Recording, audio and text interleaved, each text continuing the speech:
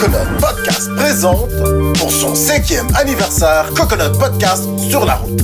Été 2025. Région visitée l'Estrie, Sherbrooke, Quatico. Le balado numéro 1 de la diversité.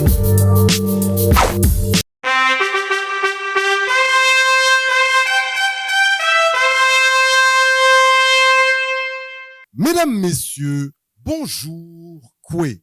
Écoutez, en cette tournée estivale Coconut Podcast sur les routes du Québec, édition 2025, eh bien, nous nous retrouvons dans cette magnifique région, l'Estrie, puis pour certains, les cantons de l'Est. Écoutez, on reçoit une personnalité de marque, messieurs, dames. Si vous ne la connaissez pas, c'est bien parce que vous habitez pas ville de Sherbrooke. C'est avec une immense joie et beaucoup de fébrilité que nous recevons la première magistrate de ville de Sherbrooke. Messieurs, dames, après 2 mandats, elle a décidé de poursuivre vers d'autres projets. On lui souhaite vraiment, après avoir mis ville de Sherbrooke, ça map, comme on dit, ben là, elle a d'autres projets. Coconut Podcast, je pense qu'on la voit à l'ONU, hein, ou délégué général du Québec, hein, en quelque part. Hein, Monsieur Legault, si vous entendez ça. Alors, sans ne plus tarder, messieurs, dames, accueillons celle que les citoyens, lorsqu'ils la rencontrent, arrêtent pour lui piquer une petite jasette. Je dis bien Madame la mairesse de ville de Sherbrooke.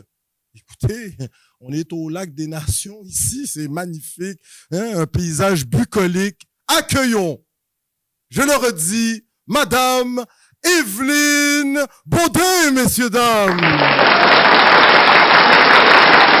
Madame la mairesse, wow. Comment ça va? Ça va bien, c'est l'été, c'est le fun, puis regardez comme c'est beau. Magnifique, magnifique. On a ouï dire que on est dans l'emplacement qu'il y a une semaine, il y avait un méga festival, il y avait foule. Avez-vous été satisfaite du déroulement de ce festival? On vous écoute très rapidement. C'est la fête du lac dont on parle, la fête du lac Promutuelle Assurance. Et vraiment, ça a été super. Il y a eu du beau temps. Il y a eu une fois, là, je pense qu'il y a eu un peu de pluie. Mais c'est cool. Moi, ce que je trouve drôle, c'est que, tu sais, il y a pas si longtemps, quand c'était la fête du lac, je connaissais pas mal les artistes qui se produisaient sur scène. Okay. Mais là, plus je vieillis, puis moins je connais les artistes qui viennent se produire. Fait que je pense que ça vient avec l'âge. Hein. Bon, mais oui, mais surtout avec les fonctions. On vous voit, vous êtes si jeune, déjà 2 mandats sous la cravate. Peut-être normal que vous avez plus le temps de courir les festivals comme Oshiaga pour aller voir vos artistes préférés. Mais ville de Sherbrooke, il y a un autre festival qui s'en vient. Festival des traditions du monde. Incroyable, je veux dire, la diversité est mise de l'avant. À la ville de Sherbrooke, on se bat contre le racisme, on voit que vous portez, écoutez, tout un accoutrement Sherbrooke contre le racisme et les discriminations. C'est comme un safe haven, là. C'est un havre de paix. Ouais. On vous écoute très rapidement. Déjà pour la musique, est-ce que c'est vos fonctions qui font que vous avez plus le temps vraiment là, d'y aller? Puis par la suite, l'importance de la diversité dans votre ville, là, on vous écoute. Ben dans notre ville, il y a vraiment beaucoup de personnes qui viennent d'autres pays, souvent parce qu'ils viennent étudier ici. Oui, Sherbrooke, c'est la ville universitaire par excellence, à cause de l'Université de Sherbrooke, mais on a aussi l'Université Bishop, on a aussi des cégeps, des centres de formation professionnelle. Donc, c'est vraiment, on est la ville étudiante par excellence au Québec, ce qui fait qu'on est habitué, nous, d'accueillir des gens qui restent pas nécessairement toute leur vie ici. Il y en a beaucoup après ça qui ont la piqûre puis qui restent, mais il y en a quand même plusieurs qui viennent puis qui repartent. Moi-même, mon père était venu étudier ici. C'était supposé être juste le temps de ses études, d'un retour aux études. Puis finalement, ben, tu sais, ça fait 37 ans de ça aujourd'hui. C'est une Sherbrookeoise, là. Exactement, exactement. Fait que tu sais, c'est vraiment dans notre ADN, je pense. C'est intéressant. L'accueil. Puis c'est ça, fait que tu sais, les gens, des fois, ont l'impression que c'est beaucoup dans les grands centres comme à Montréal où il y a beaucoup de diversité culturelle, mais nous, on a ça beaucoup à Sherbrooke, puis c'est vraiment harmonieux, tu sais, c'est pas... Il y a pas de ghetto ou de quartier. Ouais, c'est ce qu'on voit. Où est-ce que c'est vraiment comme une culture qui est là. Puis, le Festival des traditions du monde, je pense que c'est vraiment un bel exploit parce que à l'époque, ceux qui connaissent ça, il y avait le Mondial des cultures à Drummondville qui était connu pour inviter des troupes de danse folklorique de plein de pays dans le monde. Mais nous, le Festival des traditions du monde, la différence, c'est que c'était les gens d'ici. Donc, la communauté colombienne établie ici, la communauté afghane d'ici, qui font des spectacles de danse, de musique et aussi qui font goûter la bouffe. Fait que, tu sais, je pense que c'est vraiment ce qu'on aime le plus de la diversité culturelle. La bouffe, la musique, la danse, ce genre de trucs-là. Fait qu'on se paye un gros party. Les gens de toutes origines sont là. Puis c'est vraiment un gros succès année après année. Ouais, c'est intéressant. Fait que ça, c'est une de nos grandes fiertés. Au mois d'août, là, c'est un rendez-vous. Magnifique. Le mois d'août, on vient à Sherbrooke, ville de Sherbrooke, puis on en profite, on découvre les cultures. C'est magnifique, mais c'est pas qu'au niveau folklorique.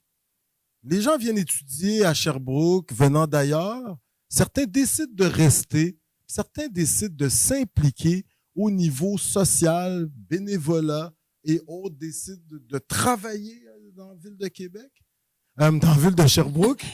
D'autres vont à Québec aussi, là. Dans la ville de Sherbrooke, puis il y en a qui se font même élire au niveau du conseil municipal. Je pense, entre autres, à Raïs Guibonge, originaire du Congo, Kinshasa, RDC. Puis on regarde dans votre équipe, dans son équipe à lui qu'il est en train de monter, car il se lance comme candidat à la mairie. Il y a beaucoup de gens issus de la diversité. Comment expliquez-vous ça, vous avez réussi, vous et le conseil municipal, les entrepreneurs, à leur donner la piqûre de rester, puis même de s'impliquer? Est-ce que ça vous surprend ou ça va de soi? L'accueil de la communauté fait en sorte que ces gens se sentent bien et veulent s'investir? On vous écoute. Ben, pour moi, la politique municipale, ça pouvait correspondre à un certain moule.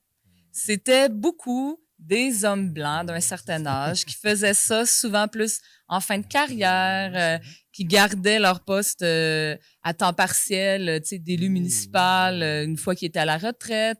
Fait que ça, c'était le moule qui venait avec, tu sais, toutes sortes de façons de faire qui étaient beaucoup comme on a toujours fait ça comme ça.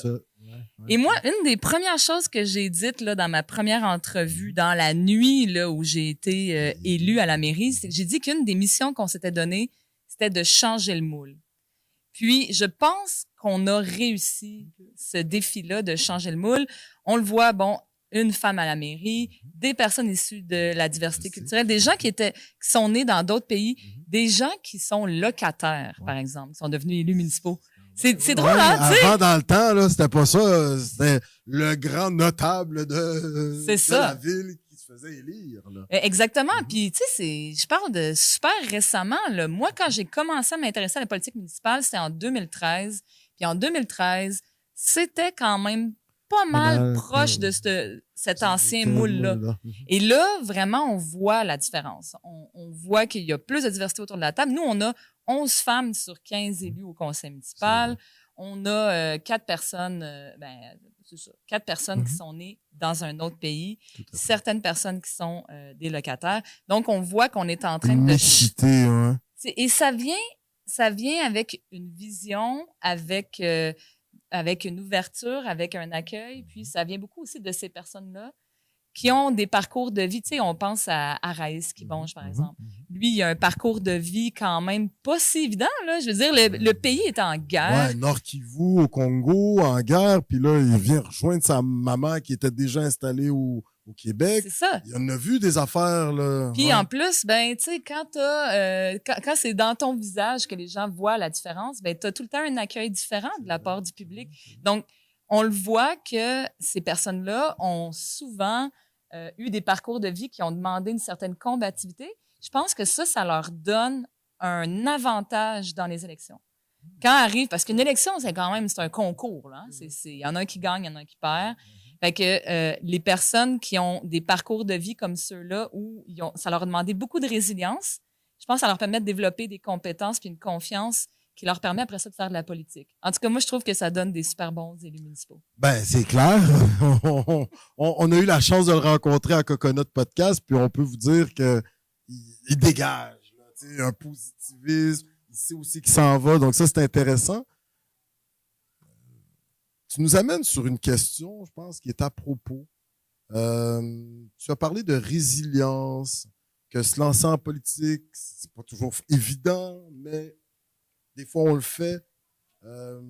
Tu es issu de cette mouvance, un peu, ces mères, mairesses de la nouvelle génération. Là. Je pense à M. Boyer, que tu dois connaître, Mme Fournier également, puis M. Dufault, j'en passe, le jeune vieux M. Marchand. Ouais. Pardonnez-moi, maître. Et il va me pardonner. Puis on a vu certaines sorties, la mairesse de Gatineau, entre autres. Madame Plante, qui a dit que moi, je me représente pas, qui a servi la ville de Montréal, qui a vraiment donné. Toi-même, 2 mandats, et tu dis, bon, je passe à autre chose, j'ai d'autres projets. En tant que femme, est-ce que tu as vu un regard différent? Tu parlais que des fois, dans ton visite, la personne est basanée, là, donc ça se voit. Une femme, bon, ça se voit. Est-ce que tu as senti un traitement différent au tout début? Puis avec le temps, les vieux de la vieille, là, ils commençaient à dire, hey, là, dedans, là, la Madame Baudin, ouais, la petite, ouais, je pensais pas le dire comme ça, Madame la mairesse. Mais oui, est-ce que tu as senti ça? Et en tant que femme, qu'aurais-tu à dire aux plus jeunes qui aimeraient suivre tes pas? Allez, on t'écoute. Ben, c'est sûr que c'est un regard différent qu'on porte sur les femmes versus les hommes. Non, mais le résultat, il est différent aussi. On va vous dire que vous bûchez fort, puis les résultats sont là. Ben, souvent, les gens, justement, ont un regard différent, puis à certains égards, ça peut être utilisé comme un avantage. Moi, je suis arrivée à la mairie en disant, je veux changer le moule. Je veux qu'on arrête de dire, j'ai toujours fait ça comme ça, donc je vais continuer à faire ça comme ça, tu sais. Mais donc, ça peut être un avantage quand tu arrives pour changer les choses. Mais quand tu es dans un contexte où les gens ont besoin de sécurité, de stabilité, qui veulent leur vieille pantoufle, là, ça peut être un désavantage d'être une femme ou quelqu'un issu de la diversité. N'importe qui ne fit pas dans le moule de l'homme blanc mature au Québec. Tu sais. Okay. Donc, ça apporte quelque chose. En même temps, ça apporte certains défis. Moi, je me suis déjà posé la question, est-ce que j'aurais préféré être un homme? Il y a des jours où je me dis que oui, puis d'autres où je me dis que non. Fait que je trouve que ça apporte un regard différent. Des fois, ça donne des avantages, des fois des inconvénients. Pour les jeunes femmes qui sont à l'écoute et qui veulent s'intéresser au monde municipal, moi, je leur dirais de plonger. En fait, je leur dirais surtout de s'informer, d'aller au-delà des enjeux qu'on entend tout le temps. C'est-à-dire les enjeux qu'il manque d'argent, que les routes sont maganées, ce genre de trucs-là. Aller au-delà de ça parce qu'il y a des enjeux, il y en a vraiment pour tous les goûts sur la scène municipale. Les parcs, les sports, la culture. L'économie, l'environnement, le logement. Donc, on peut vraiment trouver chaussure à son pied. Puis, il faudrait pas que le Québec se prive de talent. Et je pense que moi, je fais le postulat que les talents sont également distribués entre les hommes, les femmes et les personnes de toutes les origines. Donc, si on n'a pas un reflet de cette diversité-là dans nos conseils municipaux, nos lieux de décision, assurément qu'on se prive de talent.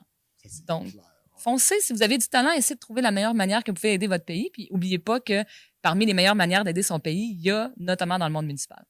Incroyable. OK. Là, j'aimerais quand même t'entendre. Le fait que la mairesse de Gatineau ait dit, moi, il y en a marre. Puis d'autres aussi, on entend ces échos-là. Plusieurs élus, je voyais des statistiques, je dirais 3 élus sur 10 ou 2 élus sur 10 qui ont été portés au pouvoir lors des dernières élections en 2021. ils ont jeté l'éponge, soit des conseils municipaux ou autres.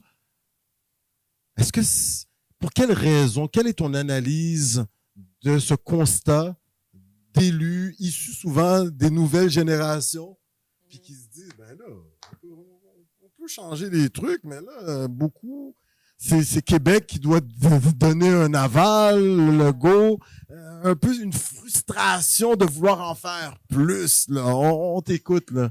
Ben, c'est que voudrait aller plus vite des fois. Tu sais. C'est que le monde municipal a pas subi de vraies réformes majeures depuis vraiment longtemps. On est vraiment dû pour réformer ça, mettre ça au goût du jour, moderniser. Fait que là, ça va passer par la fiscalité, évidemment. Moi, c'est un sujet que j'aime beaucoup. Un pouvoir de taxation. C'est ça, tu sais. Pour les villes. Il y a la réforme de la fiscalité, mais il y a aussi la réforme de la démocratie. Tu sais, nous, on s'était donné comme défi de redonner la ville aux citoyens, aux citoyennes. Puis on sent qu'on a réussi en bonne partie. Mais si on veut que les gens s'intéressent à leur société, à leur communauté, à leur ville, il faut qu'ils sentent qu'ils ont un rôle à jouer. Mais quand même les élus se sentent un peu dépossédés, démunis face aux défis par rapport aux moyens et aux outils qui sont à leur disposition. Comment voulez-vous que le commun des mortels, après ça, le citoyen et les citoyennes, se sentent aussi qu'il y a du pouvoir sur son avenir? Donc, on est dû pour une bonne réforme du monde municipal. Je pense qu'il faut trouver un modèle qui convienne à la fois aux grandes villes, aux régions, à Montréal, à Québec. Et j'ai plein d'idées là-dessus. Ça fait partie là, des projets d'écriture que j'ai pour après. Parce que je pense qu'on est vraiment dû pour quelque chose de nouveau. Et que, à date, ça, on l'a pas entendu tant que ça. Tu sais, on a entendu les villes n'ont pas assez d'argent. Mais c'est pas juste une question qu'on n'a pas assez d'argent. C'est le système fiscal qui est à revoir, la manière dont on taxe et dont on répartit l'argent. Et l'autre chose qu'on a beaucoup entendu, c'est les gens sont, tu sais, les réseaux sociaux, aujourd'hui, t'es assailli de partout. Oui, c'est vrai. Mais ça n'a jamais été facile de faire de la politique, là. Tu sais, j'essaie de me rappeler. Moi, mon grand-père a déjà été maire de son petit village dans Bellechasse, OK? C'est donc bien cool. C'est ça. Toute une fierté pour votre famille que vous soyez vous-même dans les traces de votre aïeul. Exactement. Mais tu sais, c'est sûr que c'était pas facile pour lui non plus. Déjà, il y avait pas beaucoup de scolarité, donc il y avait pas nécessairement beaucoup d'outils pour pouvoir challenger, par exemple, l'administration. Mais tu sais, quand il allait à l'épicerie, il était, tu sais, je veux dire, il était jamais tranquille non plus là, même s'il y avait pas les réseaux sociaux. Là, ça n'a pas été fait, puis ça. C'est sûr que les gens peuvent se permettre plus derrière un écran. C'est sûr, on le voit, n'importe qui peut le voir. Mais moi, je pense que cette explication-là, c'est juste une petite partie. On est prêt, quand on fait de la politique, à endurer beaucoup de choses pour changer le monde. Mais il faut qu'on sente qu'on est capable de le changer, le monde. Et là, c'est là où je pense que les réformes entrent en jeu. Super. C'est pour pouvoir donner les outils aux gens qui veulent moderniser le Québec, de pouvoir le faire. Wow. Moi, je pense que ça s'arrêtera pas à votre passage en politique municipale. Le Québec a besoin de vous à d'autres niveaux et voire même le Canada. Le Canada, ça m'étonnerait vers le Québec, ça c'est clair, notre belle province. Ça, c'est intéressant.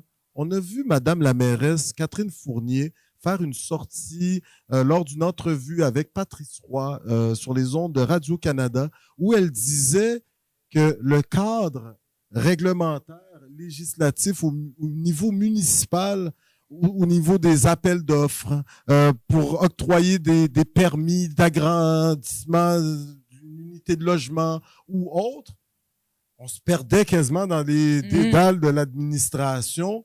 Puis même elle dit oui, c'est bien au Québec qu'on se soit donné des standards, mais là, quand c'est rendu que tu veux pouvoir faire du logement social, une des thématiques fortes de votre mandat également, de votre équipe, puis là, il y a des sœurs qui habitent dans cette bâtisse-là, des religieuses, mais là, elles quittent, mais tu peux pas juste les remplacer par des citoyens qui voudraient y habiter. Il faut que tu mettes la bâtisse au respect de certains règlements. elle se dit, ben là, ça n'a pas de bon sens. Est-ce que vous avez été confronté des fois à des trucs qui paraissaient anodins, puis par la suite, non, là, il faut que ça attende le processus. 6 mois, ça remonte à tel comité, c'est analysé, ça revient à tel comité. On vous écoute, Madame la mairesse. Oui, c'est vrai que je vais essayer de faire un peu un parallèle avec quelqu'un qui a une job autre là, que... Ouais. Une des choses qu'on recherche beaucoup, notre génération ou les générations plus jeunes, puis en fait, tout le monde cherche dans son travail, dans sa profession, qu'il y ait un sens à ce qu'il fait. Quand ton boss te dit « faut que tu fasses ça », tu vas vouloir poser la question « pourquoi ?» et tu vas vouloir que la réponse soit logique. Bon, intéressant. Nos lois, nos règlements qu'on a au Québec, ça part d'une intention. Exemple, on veut garder les jobs, on veut encourager l'économie locale, on veut protéger l'environnement, on veut gérer les fonds publics de façon responsable. Okay? Donc, il y a une intention du législateur. Il fait de son mieux pour transformer son intention en loi. Et ensuite, les lois, dans le code municipal, c'est des lois qui sont décidées par Québec, mais c'est nous qui les appliquons. Donc, il y a d'autres lois, tu sais, j'imagine que les lois qui concernent l'éducation, la santé, quand il y a un enjeu, ça remonte, entre guillemets, plus vite et les députés peuvent voir plus rapidement que c'est un enjeu. Quand c'est des lois, la loi sur la ville de Sherbrooke, parce que là, les grandes villes, là, on a chacun nos lois à nous. Là. Une espèce de constitution. La loi constituant la ville de Sherbrooke, qui date des fusions municipales. Bon, fait que là, on a chacun nos lois. Oui, Louise Arel, effectivement. Donc, on a chacun nos lois. Il y a des choses qui sont différentes à Laval versus Sherbrooke. Par exemple, à Laval, il n'y a pas d'arrondissement. À Sherbrooke, il y a des arrondissements. Pourquoi? Et donc, là, quand vient le temps de se demander à quoi ça sert un arrondissement, ben c'est sûr que le fait qu'il n'y en a pas à Laval puis qu'il y en a à Sherbrooke, ça remet en question. Là, on a-tu vraiment besoin d'arrondissement? Ça sert à quoi? On va faire quoi avec ça? Bon, ça, c'est juste un exemple. Mais il y en a, là, des aberrations à la pelletée. Puis des fois, c'est juste des petites choses. Comme par exemple, quand on adopte un règlement, un changement de règlement, il faut qu'on lise à voix haute pendant le conseil municipal exactement la teneur du changement de règlement. Fait que là, ça fait que il y a les avis de règlement, là, ceux qui suivent les séances du conseil municipal. Là. Il y a le bout le fun, que c'est la période de questions des citoyens. Puis après ça, t'embarques dans le conseil municipal, puis là, t'as les avis de règlement, où est-ce que c'est juste des élus qui lisent un texte à voix haute. Puis là, t'es là, mais pourquoi ils font ça? Parce qu'on est obligé, c'est la loi. C'est dole, ça, là. Fait que si on compare avec quelqu'un que sa job, c'est autre chose, ben, tu vas avoir plus tendance à être satisfait puis qu'il y a un sens à ton travail. Quand tu sais pourquoi, tu prends, mettons, telle ou telle mesure de sécurité. Nous, ça arrive très souvent qu'on se demande pourquoi il faut faire ça. Parce que c'est Québec qui l'a décidé, parce que c'est la loi. On publie les avis publics dans le journal de cette manière-là, dans un langage incompréhensible, parce que c'est la loi. On passe les séances du conseil municipal de cette manière-là, parce que c'est la loi. Puis, moi, je dis pas qu'il faut éliminer ça, puis qu'on devienne des espèces d'États souverains, là. Mais il y a un principe, ça s'appelle la subsidiarité. C'est de prendre les bonnes décisions au bon niveau. Il faut que ce soit le gouvernement du Québec qui prenne les décisions, par exemple, au niveau, je prends l'exemple des écoles, qui prennent les décisions par rapport au contenu minimal du programme. On veut que tous les Québécois aient un certain standard au niveau du programme éducatif. Mais de décider, l'école à Sherbrooke, on est mieux de la mettre au coin de telle rue ou au coin de telle rue? Ça devrait être local. Il me semble que c'est d'une évidence certaine. Mais c'est ça l'affaire, c'est que les citoyens et citoyennes, quand ils se mettent à s'intéresser un peu à comment ça se passe et tout ça, ils disent, ça devrait être de même, ça devrait être de même. Puis nous, là, les élus, 99% du temps, on est là comme, vous avez raison. Mais il y a telle raison en ligne de compte qui font qu'on peut pas aller dans telle ou telle direction. Fait que là, les gens, souvent, ça leur cause un peu une insatisfaction par rapport à notre travail, qui est souvent pas de notre ressort. Parce que M. Boyer a sorti ce livre « Ville sans voiture ». Moi, je vous vois sortir, Madame la mairesse, « Réformons notre démocratie au niveau municipal ». Je pense que vous avez bien des idées. C'est incroyable. Vous avez parlé de plusieurs aspects qui, des fois, rébutent le citoyen. Le cynisme en politique, on voit qu'on en parle partout. Les élus sont fatigués de se faire apostropher sur les internets. Ça, on en a discuté. Au niveau municipal, là, c'est là que je m'en viens. Est-ce que... parce que au niveau sportif, les parents, on voit actuellement dans nos estrades, des gérants d'estrade, ils interpellent les arbitres, leur crient après. On se dit, ben là, c'est des adultes, leur comportement n'est pas celui souhaité. Vous voyez venir. En politique, le citoyen regarde un peu la joute politique. Des fois, il se pointe au conseil municipal ou il regarde les nouvelles, TVA Nouvelles, Radio-Can, hein.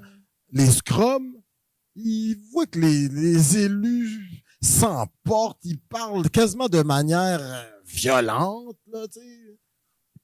À l'hôtel de ville de Sherbrooke, quand on suit un petit peu la politique, on sait qu'il y a eu, hein, ça a joué d'un coin de bande, là, comme on dit au hockey. Vous, le fait que vous vous retirez de la politique municipale, est-ce que comment vous voyez quand vous avez commencé, comment que c'était à un certain moment, puis comment que ça va? Vous dites, écoutez, j'ai d'autres projets dans la vie, mais ce serait intéressant que vous voyez votre façon de faire de la politique. On l'a entendu à Gatineau, entre autres. Est-ce que vous, c'est une lecture qui est la vôtre? Parce que M. Guibonge, lui, il dit, il veut ramener un peu cette collégialité là, au sein du conseil municipal. Vous, quelle est votre lecture de cette attitude des fois des membres de notre équipe ou des membres d'une autre équipe? On vous écoute. Ben, moi, j'ai la tendance... maire de Trois-Rivières aussi, il est monté au créneau, on vous écoute, ouais. Moi, j'ai tendance à beaucoup contextualiser, tu sais. Il y a eu la pandémie qui a amené différentes émotions, hein, différents états d'esprit. On a eu une période là post-pandémie où est-ce que là on était enthousiaste puis optimiste là, tu sais. Ça va bien aller. C'est ça. Oui, ben puis même après là, ça va bien aller là, c'est comme c'est enfin fini. On voit la lumière au bout du tunnel, puis là tout est possible, tu sais. Ça reviendra plus jamais comme avant, tu sais. On avait l'impression que les belles choses que la pandémie avait amenées, là, ça resterait pour toujours. Ouais. Il y a eu cette période-là, puis là, après ça, là, on sent quand même un certain ressac, je dirais, qui vient beaucoup du fait que, tu sais, au Québec, on était vraiment une société très communautaire, où les gens s'entraidaient. Ça passait beaucoup par la religion, là, catholique, les perrons d'église, les fameux perrons d'église.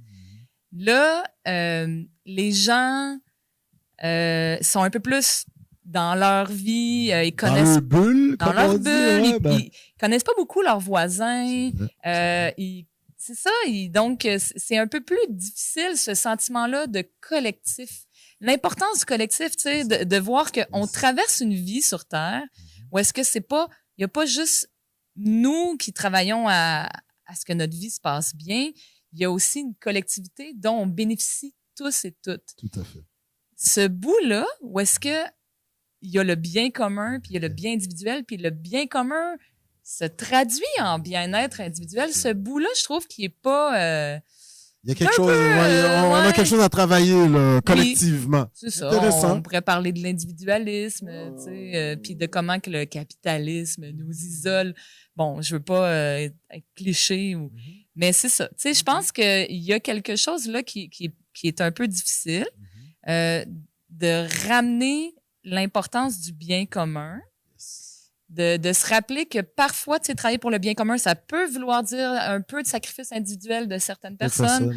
Tu sais, là, on est sur le bord du lac des Nations, puis les gens de l'école de ski nautique me disaient comment ils étaient contents parce que cet été, la qualité de l'eau a été meilleure qu'il y a plusieurs années. Puis quand la qualité de l'eau est pas bonne, ben on peut pas en faire de ski nautique parce qu'on tombe dans l'eau puis il y a des contacts importants.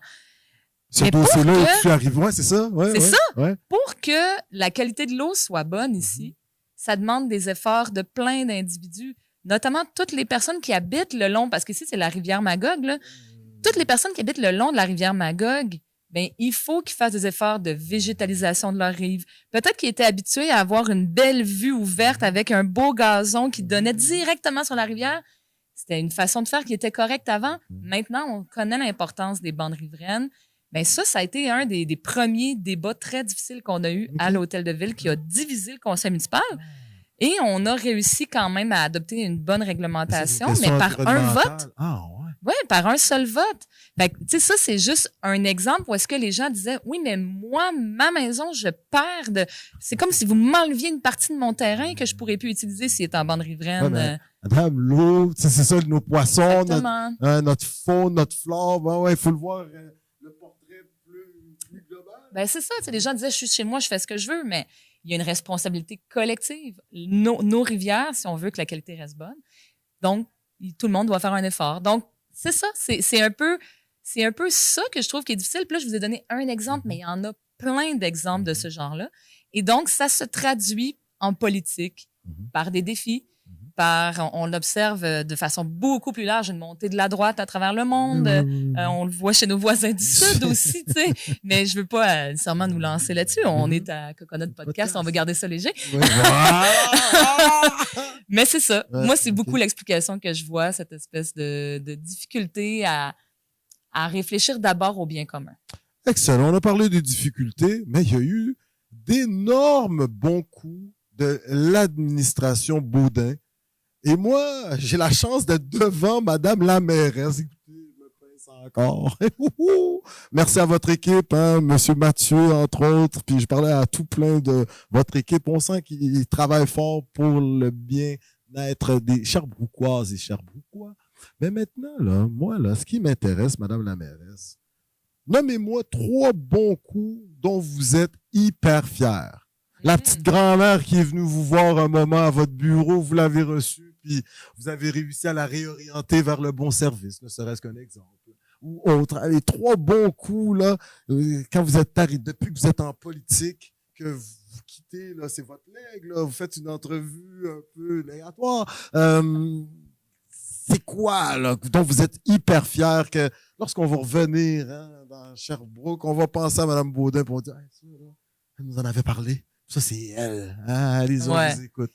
Ben, c'est sûr que le premier bon coup dont je parlerais, c'est vraiment la protection des milieux naturels. Tu sais, on est ici, on voit la verdure. C'est bon, ça. Sherbrooke, nature urbaine. Tu sais, ça a déjà été notre slogan, puis je pense que ça fit bien, là. Ben, c'est vrai que c'est urbain, mais magnifique. C'est vert. Puis vert, ouais. Partout où on voit, là, tu sais, ici, c'est la rue King, puis on la voit pas, là, tellement qu'il y a d'arbres. C'est vert, ouais. OK. Fait que, et ça, ben, ça demande d'être protégé parce que, avec la pandémie, il y a eu beaucoup de Montréalais qui ont découvert que Sherbrooke était une belle ville. Fait qu'il y a plein de monde qui arrive, donc ça construit beaucoup. Puis là, ben, quand ça construit, il faut bien planifier pour pas que ça vire en n'importe quoi. Donc, nous, ce qu'on a dit, c'est qu'on protégeait au minimum 45% du territoire de la ville de Sherbrooke en espace naturel. Fait que c'est quand même beaucoup, là. 45%. Ça, c'est pas un ordre qui est venu de Québec, là. Non, pas du tout. En fait, il fallait qu'on protège les milieux humides, les milieux hydriques. Puis nous, on a décidé d'inclure les milieux boisés parce que tout autour de Sherbrooke, c'est de la forêt et on voulait protéger cette forêt-là. Fait que ça, c'est une des premières choses, c'est vraiment qu'on a réussi à protéger la nature. Puis les gens vont pouvoir le voir dans le milieu urbain, notamment parce que on est en train de construire, ben pas de construire, mais de créer le parc du Boisé à Scott-Lennox.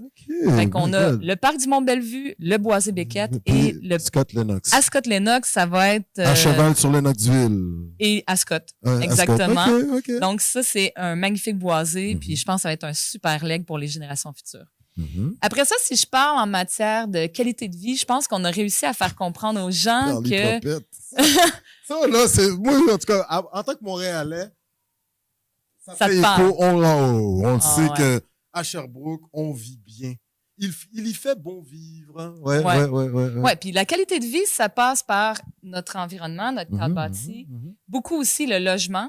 Donc, on a une politique d'habitation où on s'est fixé un objectif de 20% de logements hors marché, donc de logements locatifs.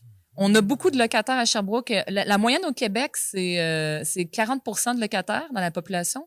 Mais nous, à Sherbrooke, on est à 50% de locataires. Et les prix des loyers ont augmenté de façon fulgurante, encore une fois, avec la croissance là, de la population des dernières années. On avait le chiffre, puis vous confirmiez, là, vous êtes rendu à 185 000 personnes à Sherbrooke. Ouais. On est la 6e plus grande ville juste après Longueuil. Donc, il y a beaucoup de monde et ces gens-là ont besoin d'être logés, puis d'être logés correctement, là, dans un beau logement bien desservi en transport collectif et qui est à un prix abordable. Donc, pour avoir tout ça, on croit énormément au modèle de logement qui est hors marché. Donc, on a vraiment mis beaucoup d'incitatifs pour les logements hors marché. Donc ça, c'est une autre grosse fierté. Qualité de vie. Puis après ça, au niveau de la qualité de vie, c'est sûr que je pourrais vous lister plusieurs choses. On est en train de faire construire un super beau pump track ici en plein cœur de notre parc. Il va y avoir un espèce de beer garden ici. On recycle l'ancien mini-pot défraîchi. On le transforme en beer garden. On a autorisé la consommation d'alcool dans les parcs aussi, qui était quelque chose qui existait à Montréal. Exactement. Il faut prendre un repas, mais quand même, avant, c'était pas permis. Maintenant, on peut profiter au maximum de nos espaces. À Montréal, ça l'était. Oui, exactement. Ben, ça a été un bon argument. Ça a été un bon argument, d'ailleurs, pour le permettre à Sherbrooke. Super. Donc, ça, c'est différents exemples. On a investi dans une super belle piscine, la piscine à la Clairefontaine. Nice. Là, la prochaine étape pour moi, c'est vraiment d'investir dans nos bibliothèques. Parce que moi, je fais beaucoup le parallèle. Là, il fait beau, on est bien dehors, on en profite. Mais l'hiver, on veut un endroit par excellence pour se rencontrer. Et pour moi, c'est les bibliothèques municipales qui jouent ce rôle-là.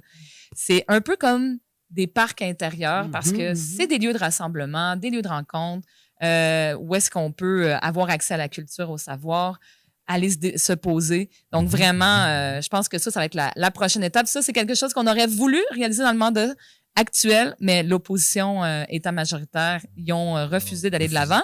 Donc, peut-être si M. Kibonge est élu, ça sera sur sa liste. C'est ça, Sherbrooke citoyen, votre formation politique. Très rapidement, est-ce que vous avez l'opportunité d'échanger sur une base régulière avec les maires des autres municipalités avoisinantes, Ayerscliff, par exemple, Madame Higgins, je vu. Est-ce que vous parlez aux autres maires? Des fois, il y a un projet qui nécessite l'aval de d'autres partenaires. Est-ce qu'il y a quand même... Oui? Ben, un peu, mais c'est parce qu'avant, il y avait les CRE, les conférences régionales des élus. Ça a été aboli par les libéraux, je pense, en 2015. Donc, ça fait 10 ans. Et ce qui a... Ça a un peu laissé ça a laissé un vide. Il y a maintenant la table des MRC de l'Estrie. Il y a l'équivalent un peu dans les différentes régions du Québec. Mais pour moi, dans mon futur livre, là, dont on parlait plus tôt, au niveau de la démocratie locale, il va falloir aussi qu'on se questionne vraiment sur la démocratie régionale. Parce que il y a pas de vrai gouvernement officiel avec des élus qui sont élus dans la perspective de la région. Ben, je pense que, en fait, c'est que ce qui se passe, c'est que quand on se retrouve dans ces lieux-là, moi, je suis d'abord et avant tout la mairesse de Sherbrooke.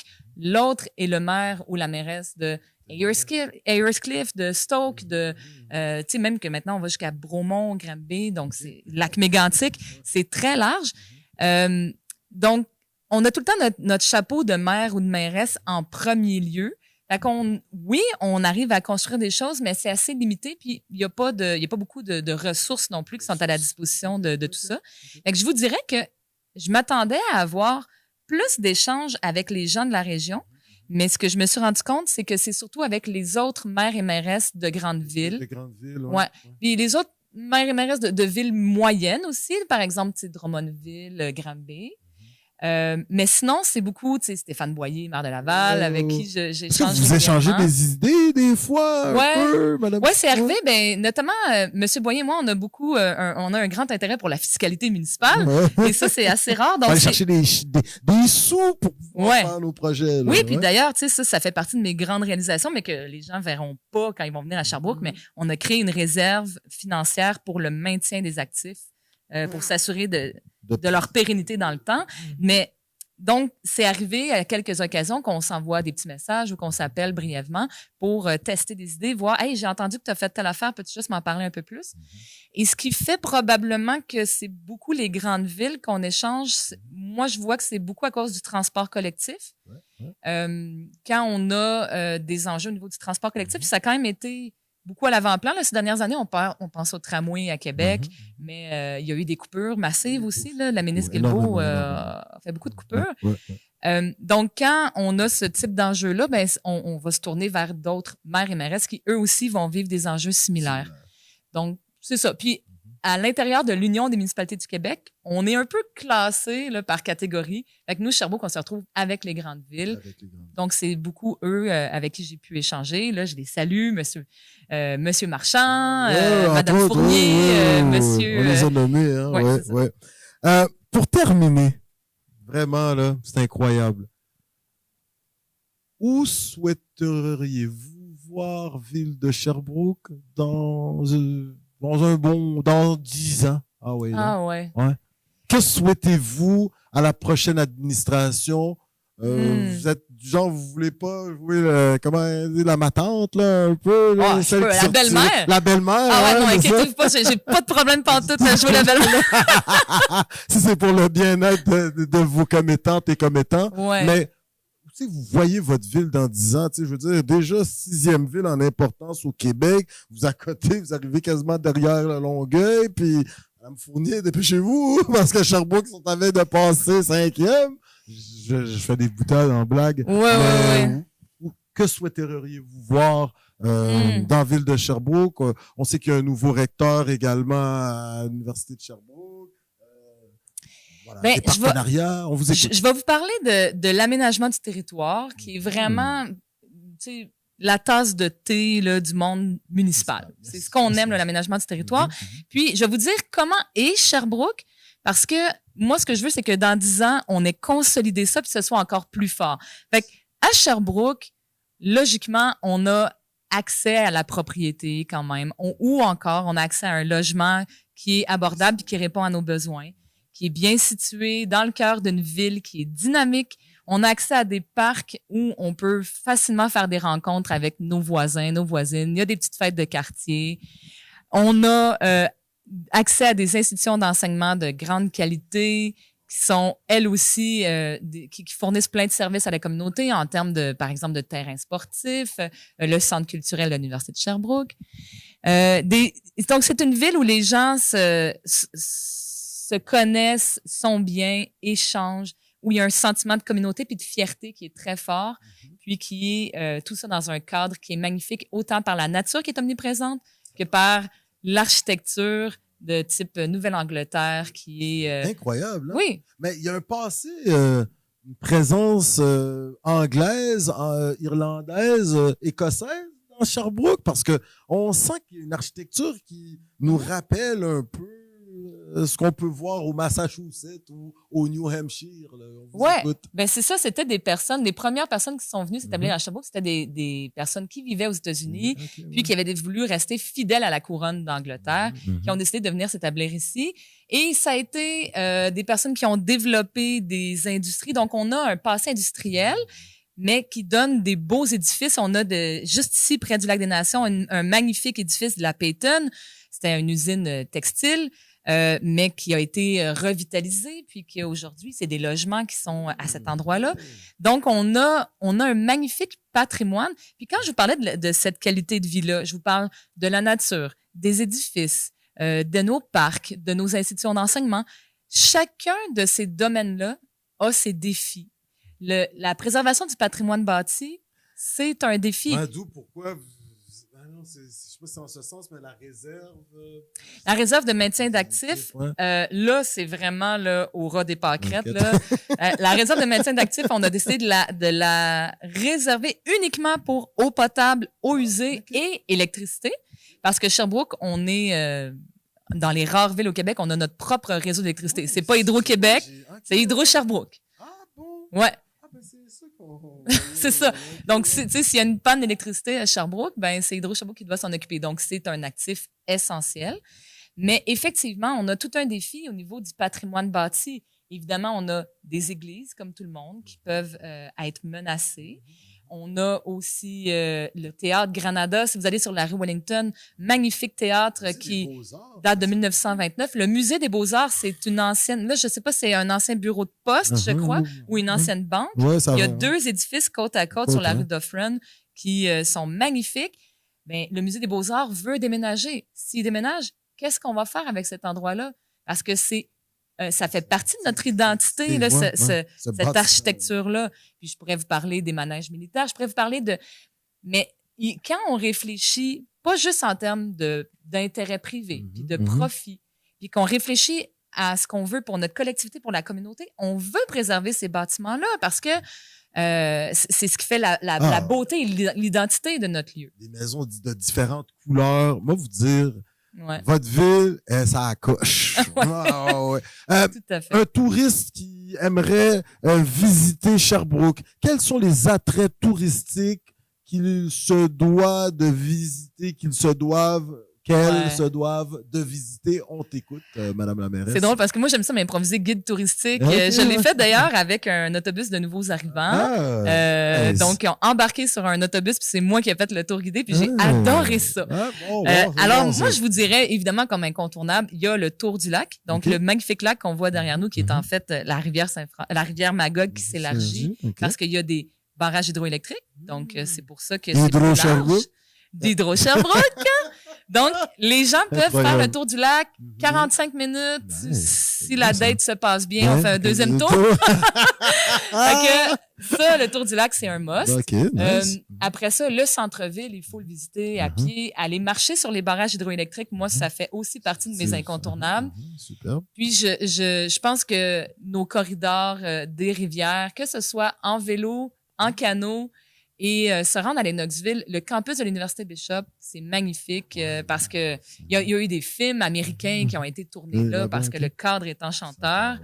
À Lennoxville, il y a cette ambiance-là qu'on parlait là, de Nouvelle-Angleterre. Et surtout, moi, mon petit coup de cœur, j'en parle tout le temps, c'est aller prendre le thé à Uplands. C'est un centre culturel, c'est une ancienne maison qui ont transformé en centre culturel. Donc, on peut aller prendre le thé, 3 services, les dames habillées en habits d'époque qui nous servent. Là, oui, c'est ça. Puis ils ont même fait leurs études là-dedans et tout. Là. Donc, ils sont vraiment top. Moi, j'adore ça, ce petit lieu-là. Wow. Donc, moi, c'est ce que je vous recommande, là, le domaine Howard aussi. Donc, tout ce qui allie nature et patrimoine, je pense que c'est vraiment ce qui fait notre force. Puis, on le retrouve beaucoup dans le corridor qui va de Brompton, où est-ce qu'il y a la Maison de la Culture, jusqu'à Lennox. Puis après ça, si vous voulez, vous pouvez continuer votre balade dans le reste des cantons de l'Est aussi. North Atlee, Magog. North Atlee. Ouais. Incroyable. Pour terminer, tu sais, moi, je reviens pas. Je vous écoute, puis vous devriez faire un 3e mandat, Madame la mairesse, coudon. Puis lorsque vous annoncez, on termine là-dessus, lorsque vous annoncez à la parenté, vos parents, monsieur, que ça y est, moi, je me représente pas, leur réaction. Yes, ma fille, tu me manquais, ou ben non, fille, tu peux pas, on t'écoute. C'était divisé, hein. Je te dirais que c'était un peu les deux, c'est un mélange d'émotions. Ouais, moi, j'ai quand même senti qu'il y avait un certain soulagement parce que, tu sais, quand on reçoit des coups, notre entourage, nos proches reçoivent ça aussi, là, puis ils vivent aussi. Ta sœur, là, tu sais, ils parlent de la mairesse, mais c'est ça, c'est un frère, puis... C'est ça. OK. Fait que, non, tu sais, je pense qu'ils sont assez conscients que je suis un peu hyperactive puis que je vais continuer à faire plein de choses. Puis, tu sais, j'ai beaucoup donné parce que j'ai fait 2 mandats, effectivement. Un comme à la mairie. Le mandat d'avant, j'étais conseillère municipale, mais j'étais la seule de l'opposition, donc j'étais toute seule contre 14. C'était pas évident. Puis le mandat avant, j'étais pas élue, j'avais pas été élue, mais j'étais une citoyenne, c'est ça, de 2017 à 2021, j'étais une citoyenne engagée, qui allait au conseil municipal, qui posait beaucoup de questions. Fait que, tu sais, j'ai vraiment fait tout le parcours, là, tu sais, de citoyenne à conseillère, à mairesse. Fondé en 2017. C'est ça. Oh, ouais, vous avez donné. Félicitations. Que, en tout cas, Coconut Podcast, on est fiers du travail qui est le vôtre. On vient de découvrir toute une personnalité. Je sais que ça ne s'arrête pas là. Vous savez, Monsieur Rodriguez, Pablo, ou Monsieur PSPP, Paul Saint-Pierre Plamondon, ou Monsieur Duhem, ou... Voilà, vous savez. En tout cas, on a quelqu'un de très capable. Voilà. En tout cas, moi, je te le souhaite. Sinon, délégué général du Québec à Dakar. Ce serait pas pire, ça. Non, mais il y a plein de façons de s'investir en politique ou de s'investir pour sa communauté. Faire de la politique active, c'est une des façons, mais moi, je côtoie des gens à tous les jours qui changent le monde à leur manière. Fait que, regarde, il y a plein de manières de faire. On va voir comment ça se passe. Madame la mairesse, écoutez toute une entrevue. Coconut Podcast, on a eu cette chance d'aller à la rencontre de nos frères et sœurs des Premières Nations. Écoutez, on est en Estrie, à côté du centre du Québec. On a nos frères et sœurs Abénaki, En langue Abénaki, ils nous disent merci, ils nous disent Oléone. Ouais, puis ensuite, nous autres, on a pris nos chouclacs, on est montés sur la Côte-Nord. En langue Innu, ils nous disent Chinash Kumitin. Puis là, juste de l'autre côté de la rive, des terres ancestralement parlant Micmac. En langue Micmac, ils nous disent ouais, la ligne. Puis là, on a pris nos affaires, puis on est descendu à Québec. Puis là, on est allé voir nos frères et sœurs Huron-Wendat. En langue Wendat, ils nous disent Tiawek. Puis là, nous autres, on vient de Montréal. Puis on a des Mohawks à Montréal. Puis ils nous disent, en langue Mohawk, Niawan. Puis, d'origine haïtienne, moi, qu'on est, on parenté qui d'origine haïtienne également. Eh bien, Mabdou, merci en pile. On empile les merci. Merci beaucoup. Magnifique entrevue.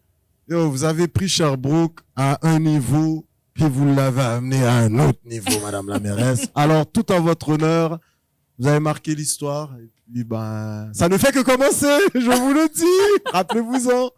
Merci. Merci. Longue vie à Coconut Podcast. On lâche pas. Yes. Respect. Mesdames, messieurs, écoutez, nous venons de faire une grande entrevue.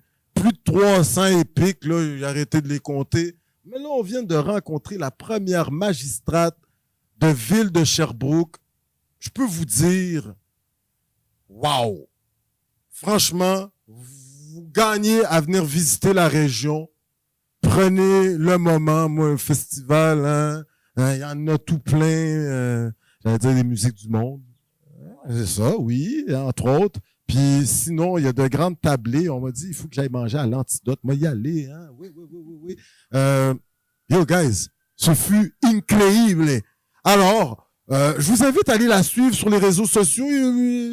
Elle nous quitte au mois de novembre. On va faire bien d'autres affaires. Peut-être vous la verrez sur Dakar, messieurs, dames. Sur ce, on se revoit pour une prochaine entrevue sur les ondes de Coconut Podcast. Sur ce, merci. Olé, olé. Niawan, au revoir. Olé, olé, olé, olé. Merci, boss. Merci. Franchement, respect. C'est bon, monsieur Mathieu? Merci à toi.